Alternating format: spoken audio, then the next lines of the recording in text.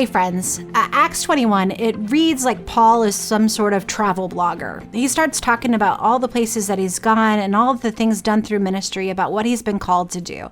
The truth is that Paul goes and people listen, and then God gives the glory of all these interactions. Now, Paul has been sent out as a witness to all the things that God has been doing. And these are the things what Paul has been doing, and he's just reporting those things so that they can be written down and seen. Paul talks about a stopover he had with Philip. We remember Philip from chapter 6, where he is one of the people who were chosen, one of the Hellenistic Jews, to become a new disciple. Then we hear about him in chapter 8, where he has this great encounter with an Ethiopian eunuch, and he gets to baptize him right there on the side of the road.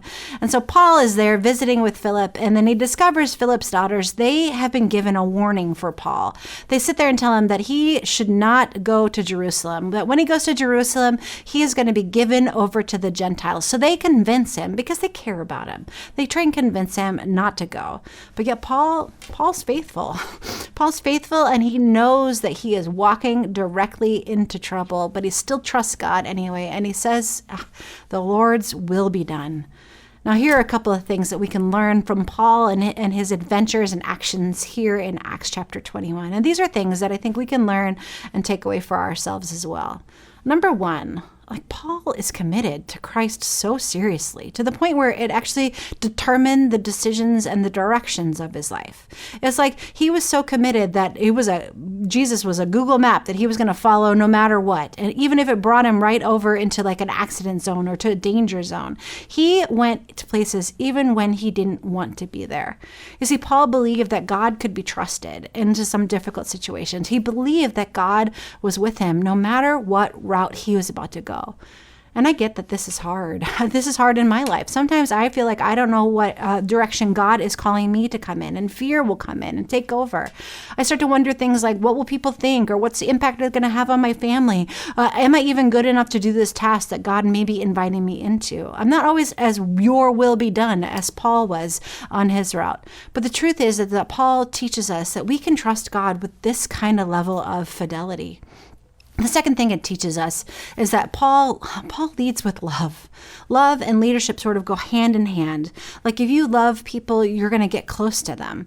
Paul loved the people he was called to lead, and it makes it hard for him to leave them when the time comes. So then the question is, how can we lead with love? The third thing that we learn is that Paul leads with service. I think in our culture, we're sort of attracted to kind of a celebrity leader, one who has servants and butlers, and one who sort of is on the stage and sort of makes everything sort of happen.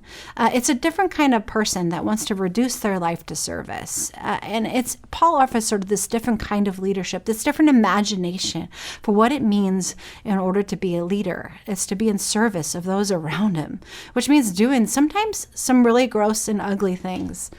Years ago, I had a bishop come visit an after-school program that I was running for inner-city children, and I was intimidated by the bishop a little bit. And as he's walking around, one of the little girls, she came up to me, and she was crying, and she was upset because she didn't get to do the thing that she wanted to do.